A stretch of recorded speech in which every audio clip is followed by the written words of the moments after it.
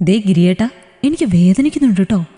പറഞ്ഞുകൊണ്ട് വേണി തന്നിലിഴയുന്ന ഗിരിയുടെ മുഖം തൻ്റെ കൈകൾ കൊണ്ട് തടഞ്ഞു നിർത്താൻ ശ്രമിച്ചെങ്കിലും ഗിരി ആ കൈകളിലൊന്ന് ചുണ്ടു ചേർത്ത് അരുമയോടെ മുത്തി. തൻ്റെ പണി തുടർന്നതും വേണി അവനെ തന്നിൽ നിന്ന് അടർത്തി കിടക്കയിലേക്ക് ഇട്ടു. തൻ്റെ പ്രവൃത്തിക്ക് ഭംഗം വന്നതും ഗിരി അവളെ ദേഷിച്ചു നോക്കിക്കൊണ്ട് കിടക്കയിൽ നിന്ന് എഴുന്നേറ്റിരുന്നു. നിനക്കിതെന്തിൻ്റെ കേടാ വേണി? മനുഷ്യനെ ചുമ്മാ കൊതിപ്പിക്കാനായിട്ട് അവൾ ഓരോന്ന് കാണിച്ച് നടക്കുകയും ചെയ്യും. എന്നിട്ട് ബാക്കിയുള്ളവനൊന്ന് അടുത്തുകൂടി വരുമ്പോഴേക്കും തട്ടി താഴെ ഇടുകയും ചെയ്യും. ഇതൊരു കഷ്ടമാണെന്ന് നോക്കിയേ. നീ ഇനി ഇതുപോലെ സാരി ഉടുത്ത് അവിടെ എവിടെയൊക്കെ കാണിച്ചുകൊണ്ട് എൻ്റെ മുന്നിൽ വാ, ഞാനപ്പോൾ പറഞ്ഞുതരാം. അവളോട് ദേഷ്യപ്പെട്ടവൻ അവൾക്കരികിൽ നിന്ന് എഴുന്നേറ്റതും വേണി അവൻ്റെ കയ്യിൽ പിടിച്ച് വലിച്ച് തിരികെ ബെഡിലേക്ക് തന്നെ ഇട്ടു. ഹാ, നിങ്ങളങ്ങനെ പിണങ്ങിപ്പോവാതെൻ്റെ ഗിരിയേട്ടാ, അവൾ കെഞ്ചി അവനോട്. പിന്നെ പിണങ്ങാതെ. വല്ലപ്പോഴുമാണ് മനുഷ്യൻ വീട്ടിലൊന്ന് വരുന്നത്. വന്നിട്ടൊന്ന് കെട്ടിപ്പിടിക്കാനോ ഒന്ന് ഉമ്മ വയ്ക്കാനോ നോക്കിയാൽ ഒപ്പം തുടങ്ങും അവൾ ഉറക്കാൻ പിടിക്കുന്ന കോഴിയെപ്പോലെ പിടയാൻ. അവൻ തൻ്റെ പരിഭവം തുടങ്ങിയതും അവൾ ഒരു ചിരിയോടെ അവനോട് ചേർന്ന് കിടന്നു. പിടയ്ക്കണതോ തട്ടി മാറ്റുന്നതോ അല്ല ഗിരിയേട്ടാ, പിന്നെ നീ എന്താടി ചെയ്യാറ്? ഗിരി മുരണ്ടു അവളോട്. അത് ഏട്ടത്തിയമ്മയെ പേടിച്ച. വേണിയുടെ മറുപടി കേട്ടതും ഗിരിയുടെ നെറ്റിയിൽ ചുളിവുകൾ വീണു. എൻ്റെ ഏട്ടത്തിയമ്മയെ പേടിച്ചോ? അതെന്തിന്? നിന്നോട് ഏട്ടത്തിയമ്മ പറഞ്ഞോ ഞാൻ വരുമ്പോൾ എന്നെ തട്ടിമാറ്റാൻ? ഗിരി ചുരുങ്ങിയ കണ്ണോടെ ചോദിച്ചുകൊണ്ട് അവളെ നോക്കി. അയ്യോ എൻ്റെ പൊന്നി, അങ്ങനെയൊന്നും ആരും എന്നോട് പറഞ്ഞിട്ടില്ല.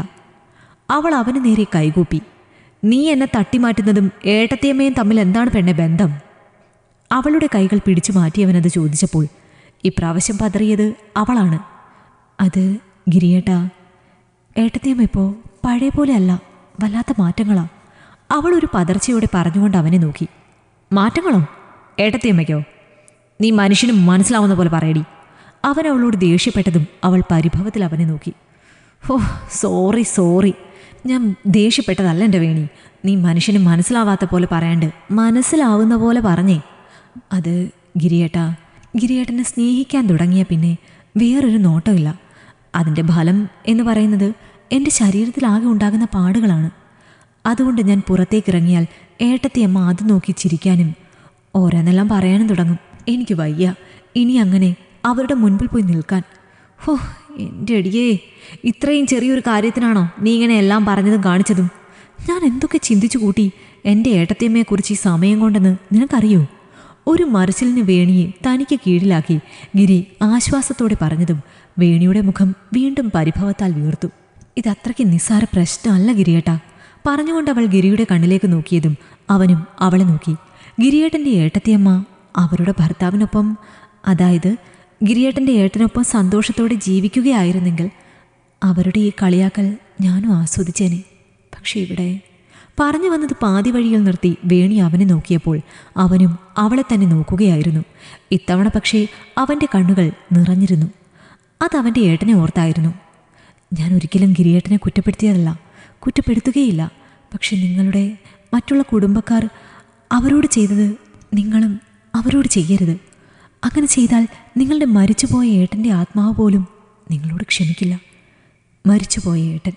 വേണിയുടെ സംസാരത്തിൽ നിന്ന് ആ വാക്കുകൾ മാത്രം അവൻ്റെ മനസ്സിൽ ഒട്ടിച്ചെന്ന പോലെ പതിഞ്ഞു. മരിച്ചുപോയ ഏട്ടൻ. ശരിയാണ്, തൻ്റെ ഏട്ടൻ മരിച്ചുപോയതാണ്. ഏട്ടൻ മാത്രമല്ല, ഏട്ടനൊപ്പം തന്നെ തൻ്റെ അച്ഛനും അമ്മയും മരിച്ചുപോയിരുന്നു. അതും ഏട്ടൻ്റെ കല്യാണം കഴിഞ്ഞ് ആഴ്ച 1 ആവുന്നതിന് മുമ്പ് തന്നെ. അന്ന് അവരുടെ കൂടെ പോകാത്തത് കൊണ്ട് മാത്രം ബാക്കിയായതാണ് താനും ഏട്ടത്തിയമ്മയും. തനിക്കന്ന് 15 വയസ്സ്. ഏട്ടനും താനും 10 വയസ്സോളം വ്യത്യാസമുണ്ട്. ഏട്ടനും ഏട്ടത്തിയമ്മയും പഠിക്കുന്ന കാലം മുതലേ സ്നേഹിച്ചവരായിരുന്നു. അവരുടെ വിവാഹത്തിന് ഏട്ടത്തിയമ്മയുടെ വീട്ടുകാർക്ക് സമ്മതമല്ലായിരുന്നു. അവരെ ഉപേക്ഷിച്ച് വീട് വിട്ടിറങ്ങി വന്ന ഏട്ടത്തിയമ്മയെ പിന്നീട് അവരുടെ വീട്ടുകാർ സ്വീകരിച്ചില്ല, ഏട്ടൻ്റെ മരണത്തിനപ്പുറം പോലും.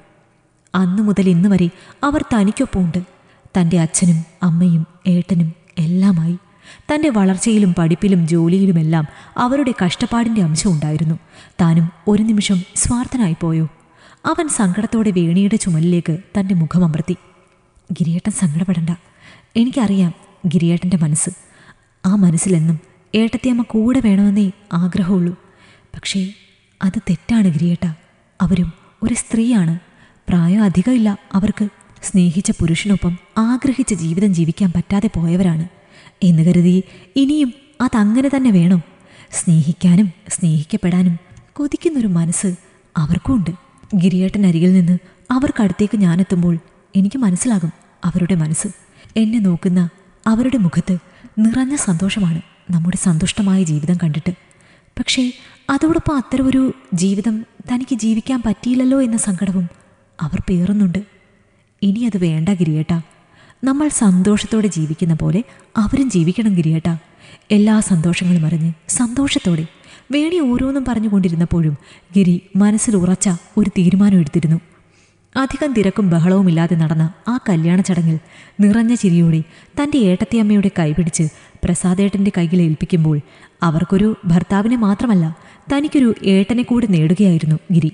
അന്നു രാത്രി വേണിയിൽ അലിഞ്ഞു ചേരുമ്പോൾ അവനുള്ളിൽ അവളോടുള്ള പ്രണയത്തിനുമൊപ്പം ബഹുമാനം കൂടി കലർന്നിരുന്നു.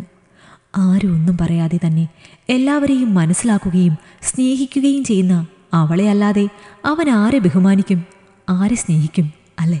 ഈ കഥ നിങ്ങൾക്കിഷ്ടമായെങ്കിൽ ലൈക്ക് ചെയ്യൂ.